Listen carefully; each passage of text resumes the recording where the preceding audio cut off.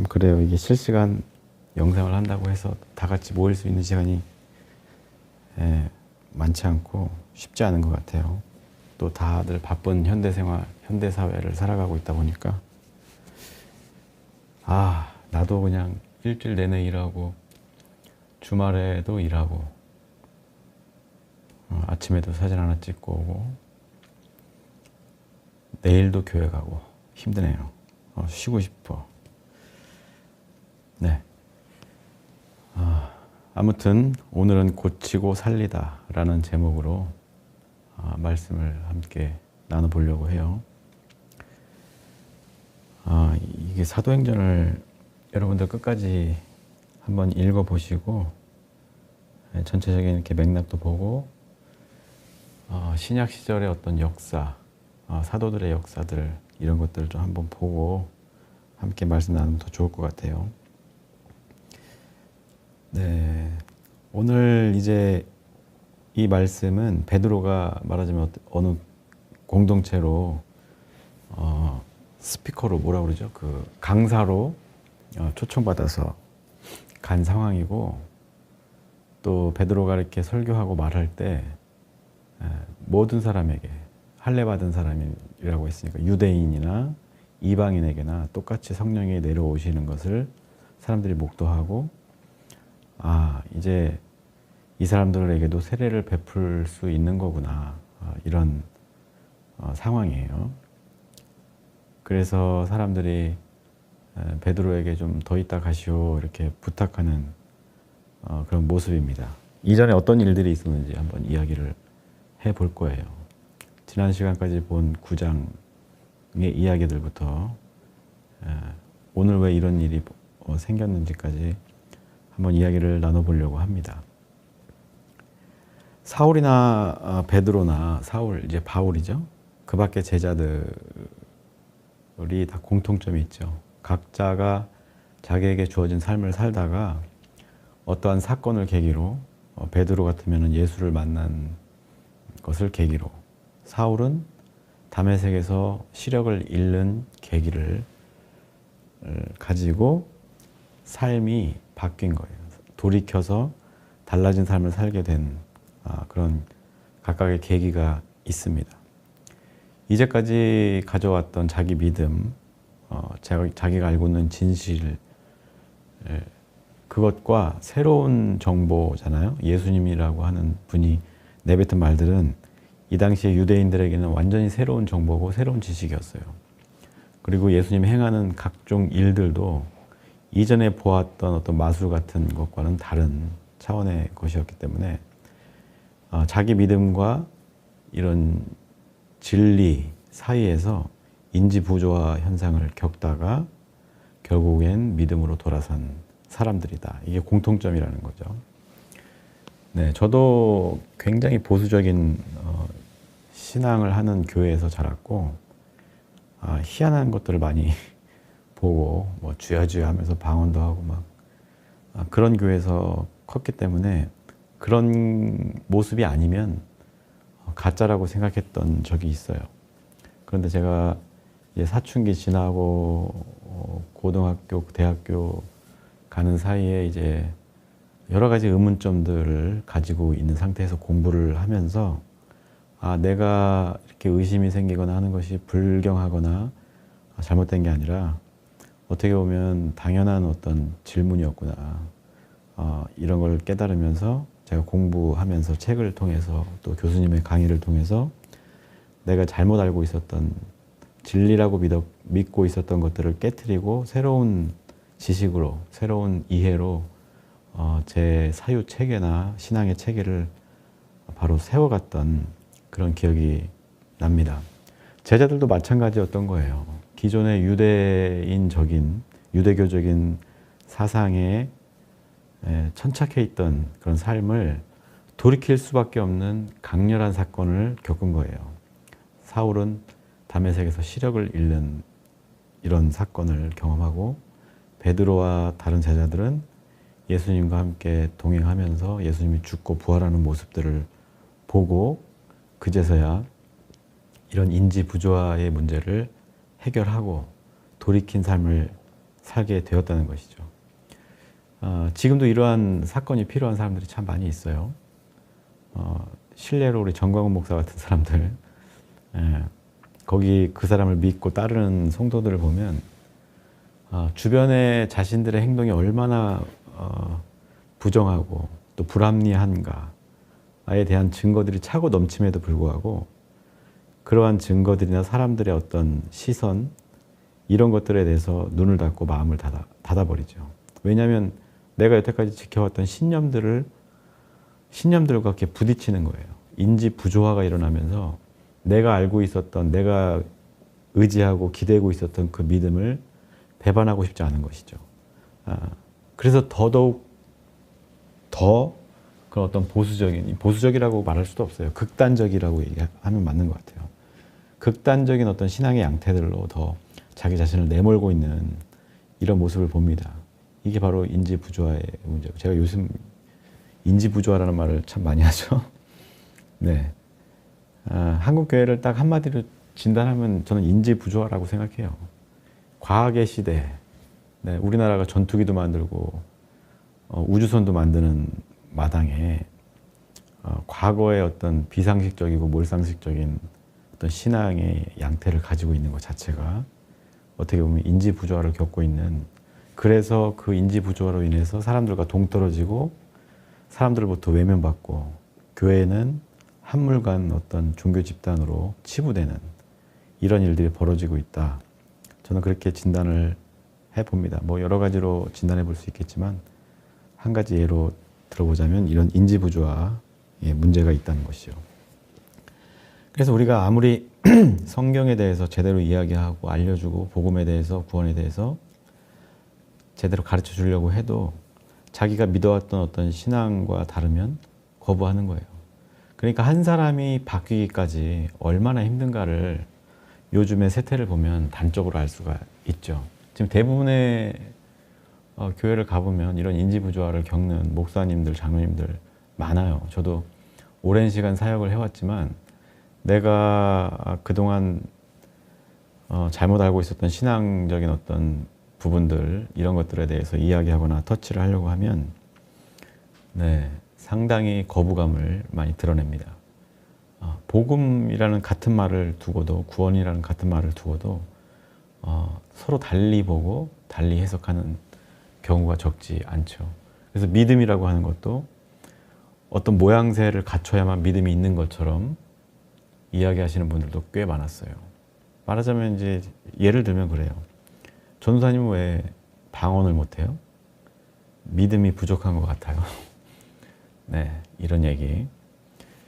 방언을 해야 믿음이 있는 건가요? 여의도 순복음 같은 데는, 순복음 교회는 방언은 필수예요. 그런데 이 방언에 대해서 제대로 모르니까 그런 무지한 소리를 해대는 거죠. 네. 방언에 대해서는 제가 이전에도 한번 이야기한 적이 있으니까 생략하고, 그렇습니다. 이 방언 못한다고 해서 교회 한두 번 빠졌다고 해서 뭐 어떻게 되는 거 아니거든요. 네, 우리가 제대로 된 신앙을 생활을 하기 위해서는 먼저 이런 인지부조화의 문제를 해결해야 하는데, 그런 계기가 언젠가는 여러분들에게 올 수도 있습니다만, 없더라도 여러분들 스스로 알에서 깨어나오는 새처럼 스스로 노력하지 않으면 이런 인지부조화의 문제를 안고 살아갈 수밖에 없다는 것을 여러분들이 기억할 필요가 있어요. 그래서 새로운 사실을 접하게 되더라도 자기 것을 깨트리기가 쉽지 않은 게 현실이에요. 그런데 여러분들이 만약에 그런 계기가 생긴다면 제가 권면하기를 그걸 두려워하지 말고 자기를 깨트리는 것을 무서워하지 않았으면 좋겠어요. 세상 무너지는 거 아니고 내가 기존에 가져왔던 신앙적인 관념들을 버린다고 해서 내 신앙에 문제가 생기거나 잘못되는 건 아니다. 저는 이렇게 말씀을 드리고 싶습니다. 아무튼 사울이나 이제 바울이 됐죠. 사도들이나 바울이 이런 현상을 겪으면서 결국에는 자기를 깨트리고 부수고 약간 뭐 비유적인 표현이긴 합니다만 자기 자신을 죽였을 때 비로소 진실에 다가갈 수 있었다. 진리에 다가갈 수 있었다. 이건 분명한 사실이고, 우리도 그렇게 돼야 하는 겁니다. 근데 여기서 끝나면 별 의미는 없을 수 있죠. 네. 사도들이나 바울은 여기서 끝나지 않고 한 발 더 나가서 이들이 여러 가지 일들을 했어요. 먼저 사울을 보면 회심 이후에 예루살렘에 올라갔어요. 사도행전 9장에 보면 25, 6절쯤에 아마 나올 거예요. 그렇게 가서 먼저는 자기가 뭘 해야 되는지 이미 변화돼서 알고 있었어요. 근데 이제 당장 어떻게 시작해야 될지 모르니까 제자들을 찾아가서 이제 이야기를 하는 거죠. 내가 이렇게 변화를 받았고 내가 뭔가를 할 수 있을 것 같은데 어떻게 해야 할지 이런 것도 논의를 했을 것이고, 사도들을 만나고 복음을 어떻게 전할 건지, 또 그리고 자기가 새롭게 알게 된, 눈을 뜨게 된 일련의 이야기들도 했을 것이고, 그러면서 예루살렘 성전에 모인 사람들에게 설교도 하고 설득을 하면서 쉽게 말하면 전도 활동을 한 겁니다. 네, 그래요. 전도라는 거, 전제가 일단은 사울처럼, 제자들처럼 돌이켜서 변화되어야 전도를 할 수 있는 사람이 되는 거예요. 자기는 돌이킨 게 없고 삶이 달라진 게 없는데 그냥 교회 다녀서 잠깐 은혜 받았다고 나는 달라졌어 하면서 전도한다. 이거는 어불성설입니다. 이런 사람들이 전도하니까 자꾸 방법에 치중하게 돼요. 먹을 걸 그냥 기계적으로 나눠준다든지, 교회 나오면 뭐 어느 교회는 뭐 전자제품을 선물로 준다고 그래요. 뭐 한 달 이상 나오면 세탁기를 주는 교회도 있고. 그거는 정말 전도에 대해서, 먼저는 복음에 대해서, 구원에 대해서 제대로 이해하지 못하고 있는 것이다. 그게 분명하다고 저는 말씀드리고 싶어요. 그래서 우리가 전도하는데 제가 여러 번 말씀드렸지만 결국엔 내 삶으로 사람들에게 예수님의 도를 전하는 것이지, 예수 믿으면 천당 가고 안 믿으면 지옥 간다, 이런 식의 전도, 말도 안 되는 겁박은 전도가 아니라는 거 잠깐 알고 넘어갔으면 좋겠습니다. 아무튼 그러다가 이제 9장 32절부터 보면 베드로가 병을 고치고 죽은 사람을 살리기까지 합니다. 이게 굉장히 중요한 일이에요. 물론 우리가 변화받았다고 해서 병을 고쳐준다든지 기도로, 또 기도로 죽은 사람을 살린다든지 이런 일을 할 수 있을지 없을지는 잘 모르겠어요. 한번 여러분들도 시도해 보시고 될 것 같으면 저도 좀 가르쳐 주시고. 네, 문제는 이제 우리가 자꾸 뭐 병을 어떻게 고쳤냐, 어떻게 죽은 사람이 살아날 수 있냐, 이렇게 과학적인 사고로 그 사건을 바라보면 사실 답이 안 나오는 거예요. 저도 모르겠어요. 진짜 병을 고친 건지, 어떤 그냥 도움을 준 건지, 의학적으로는 잠깐 죽은 것처럼 됐다가 깨어난 건지, 진짜 죽었는데 성령으로 살렸는지, 뭐 그건 잘 모르겠습니다만, 살고 죽는 게 중요한 게 아니라는 걸 먼저 우리가 기억할 필요가 있어요. 정말 중요한 것은 베드로 같은 회심한 변화된 사람들이, 예수를 믿는 사람들이 무슨 일을 하고 있었는가. 병 고침을 했다는 것은 아픈 사람들, 이 사람들의 몸과 마음을 치유해주고 위로해줬다는 이야기예요. 죽은 사람을 살렸다는 것은 아무것도 없는, 희망 없는, 포기하고 절망한 사람들을 다시 일으켜 세우기 시작했다는 것이죠. 물론 육체적으로 병을 고치고 또 죽은 자를 살릴 수도 있었겠죠. 그러나 그거는 지금 우리가 현대의학이나 과학으로 증명할 수 있는 길이 아니기 때문에 성경에 이렇게 나왔으니까 무조건 믿어라 라고만 말할 수는 없는 거예요. 사실 이것도 중요한 일일 수 있지만 더 중요한 것은 베드로 및 사도나 그리스도인들은 이렇게 아픔에 빠져있는 사람들, 절망한 사람들, 삶을 포기하려고 하는 사람들을 살려내고 있었다는 게 정말 중요한 포인트입니다. 네. 어떤 의료적인 행위가 있었는지, 아니면 뭐 진짜 놀라운 기적이 일어났는지, 이런 거는 그렇게 중요한 게 아니에요. 그게 아니라 베드로나 사도들이 사람들의 고통을 외면하지 않았다는 것이고, 실질적인 도움을 주고 치유에 필요한 것들을 제공해 주었다는 것이죠. 대가를 바라고 한 것이 아니라 사랑으로. 예수님을 제대로 믿는 사람들은 이것이 자연스럽게 몸에서 배어 나오는 거예요. 그래서 사도들이나 바울은 그렇게 자기가 할 수 있는 것들을 하면서 사람들을 세우고 살리는 일에 최선을 다했다. 이것은 부정할 수 없는 사실이고 이런 사역들을 보면서 우리가 그리스도인으로서 어떤 삶을 지향해야 되는 것인가 이것을 생각해 보게 해주는 중요한 사실인 것입니다. 그 이후에 이제 일어나는 일들이 바로 오늘 본문 말씀이에요. 이러저러해서 어느 교회에서 베드로를 초청해서 설교 좀 해주십시오. 네. 그런 가운데서 유대인들, 그러니까 기존에 교회 다니는 사람뿐만 아니라 교회를 다니지 않는 사람들, 오히려 교회를 혐오하는 사람들, 싫어하는 사람들까지도 그 자리에서 변화되었다는 거예요. 성령을 받고 세례를 받을 자격이 주어질 만큼 이 사람들에게 놀라운 긍정적인 변화가 일어났다는 것이죠. 네. 요즘 교회가 많이 힘들다, 수가 줄어들고 있다 이렇게 몇 년째 이야기를 하고 있어요. 그래서 큰일이라고 얘기하는 사람도 있고 기도를 많이 해야 된다 뭐 이런 말들도 많이 듣습니다. 그리고 각 학교의 기독교 동아리들도 다 쪼그라들어가지고 제가 활동했던 동아리도 지금 3명인가 남았다고 해요. 막 수십 명씩 몰려다니면서 재밌게 찬양 집회도 하고 MT도 가고 했던 게 엊그제 같은데 벌써 23년이 지나가지고 23년이 뭐예요? 25년, 6년 지났네요. 근데 그런 잘 나가던 동아리가 3명밖에 남지 않았다. 그래서 걱정들을 많이 하시는데 저도 걱정이 되고 참 안타까운 일이지만 그거 당연한 결과라고 저는 생각하고 있어요. 예. 이게 그 동아리뿐만 아니라 많은 수의 어떤 기독교 공동체나 교회들이 이렇게 쇠락해 가고 있는 것은 우리가 부정할 수도 없고 거스를 수도 없는 세태다. 그래서 이 상황에서 그럼 우리가 무엇을 어떻게 할 것인가를 고민해 보는 것이 더 중요한 것이라고 저는 생각을 하고 있어요. 아무튼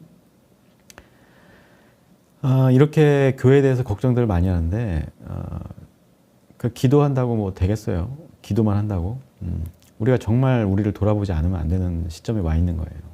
우리가 돌이킨 삶을 살고 있는지, 회심을 한 그런 삶을 살고 있는지, 또 제대로 된 믿음을 가지고 있는지, 아니면 그동안에 가져왔던 나의 어떤 신념 안에 갇혀 있는 건 아닌지, 내가 믿고 싶은 것들만 믿고 보고 싶은 것들만 보고 있지는 않은지 지금 다시 돌아보라는 사인인 거예요. 이 숫자가 줄어들고 교회의 영향력이 줄어드는 것은 어떤 그냥 지나가는 현상이다 뭐 이렇게 얘기할 수도 있지만 그러한 현상들이 우리들에게 질문하고 있는 게 있는 거예요. 너 제대로 예수님 믿고 있는 거니? 이렇게 묻고 있는 것이죠. 그리고 내가 내 도움이 필요한 곳으로 가고 있는지 그리스도인으로서 내 작은 힘이 누군가에게 보탬이 되고 도움이 되는 누군가를 살리고 고치는데 나의 물질과 나의 힘이 쓰여지고 있는가 이런 것들을 살펴보라는 일종의 사인인 거예요. 어떻게 보면 하나님의 말씀일 수도 있는 것이죠. 네, 교회가 쇠락하는 이런 모습들을 통해서 우리는 이런 질문을 스스로에게 던져보아야 하는 겁니다. 교회가 어려운 이유는 뭐 이 사도행전을 미루어 본다고 하면 제가 말씀드린 그대로예요. 스스로 돌이키지 않고 스스로가 어떤 상태인지 돌아보려고 하지 않는 거예요. 그리고 누군가에게 도움을 주는 거 너무 당연한 이야기여서 교회에서 각각 뭐 선교 헌금이나 이런 거 하긴 하지만 도와주는 신용만 하고 생색만 내고 있는 게 사실이죠.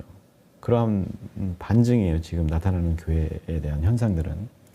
그런 사실에 비춰보면 앞으로 교회는 더 쪼그라들고 신앙인들의 인구는 점점 줄어들 것이 너무나 분명합니다.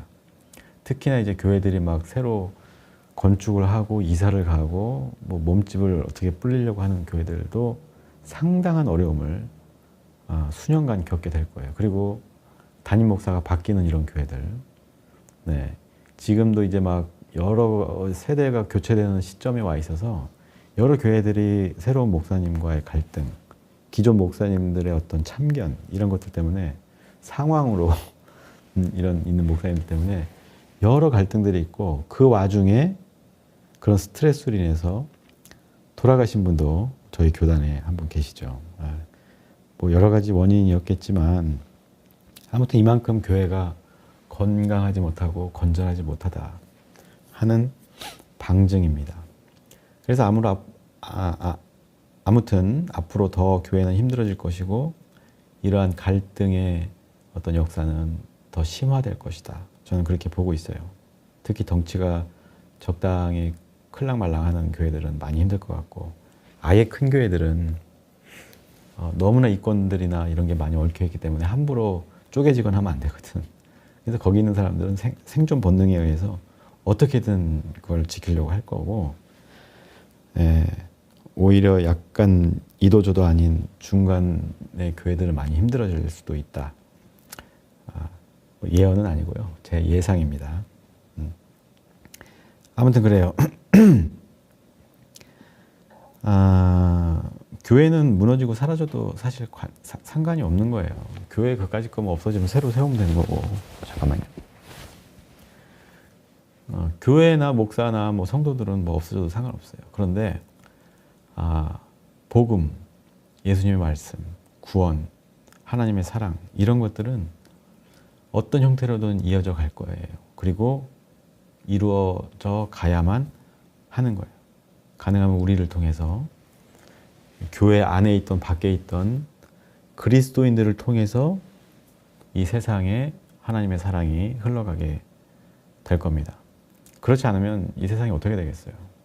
지옥이 되겠죠.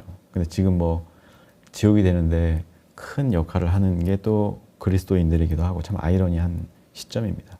아무튼 한 사람 한 사람이 교회가 돼서 서로를 살리고 고치고 위로하고 사랑해야 하는 거예요.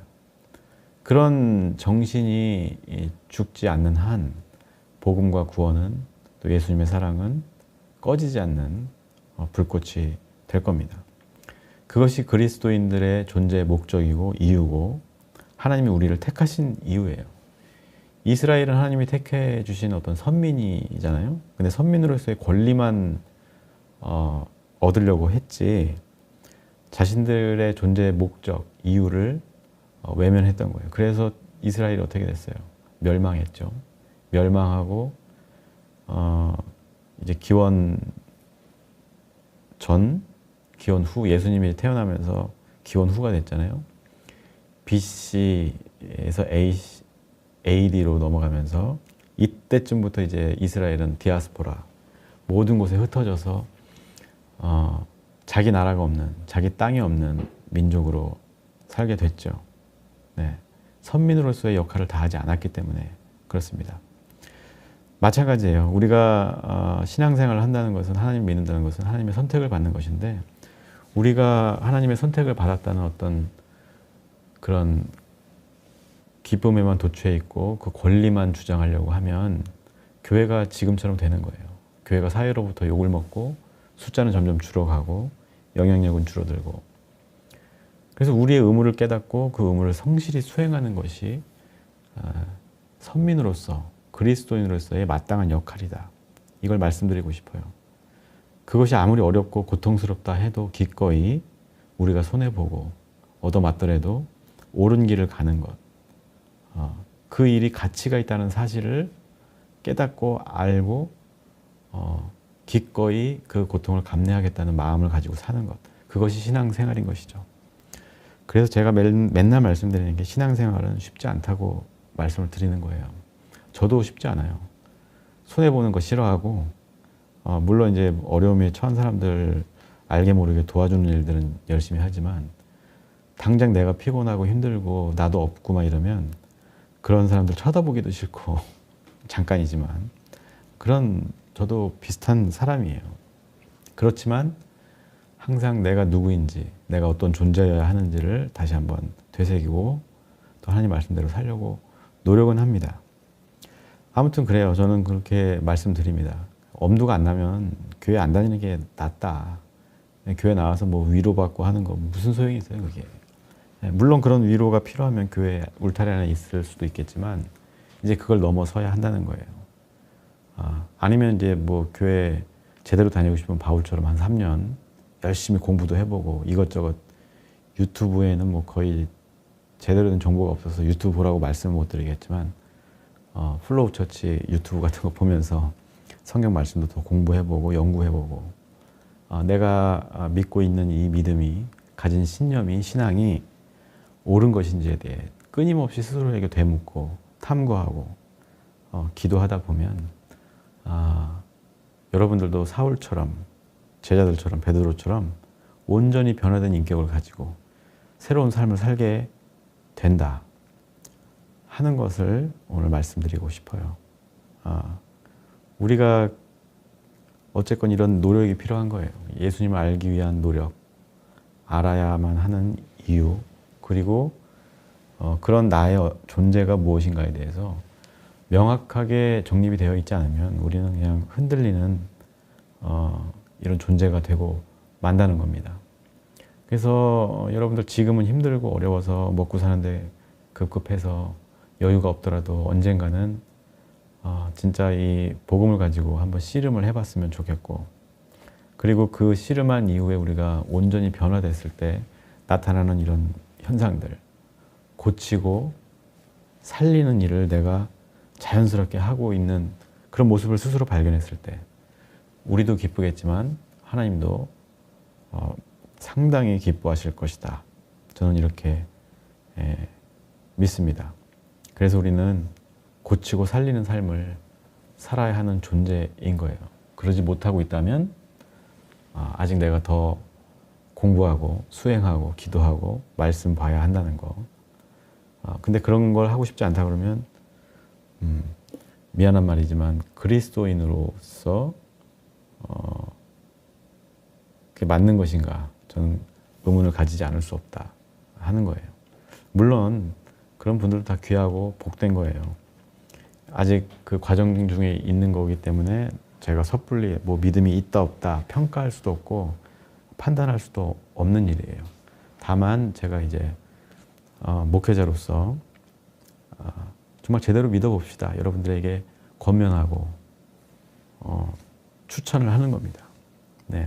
오늘 말씀도 약간은 좀 어렵고 무거울 수 있는 이야기였죠.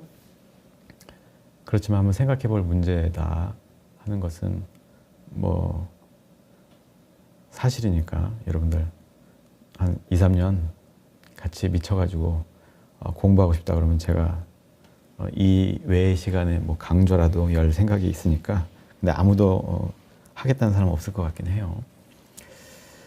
아무튼 오늘 여기까지 하고요. 여러분들 모두 진짜 그리스도인다운 아름다운 존재로 거듭나게 되기를 주님의 이름으로 축복합니다. 기도하겠습니다.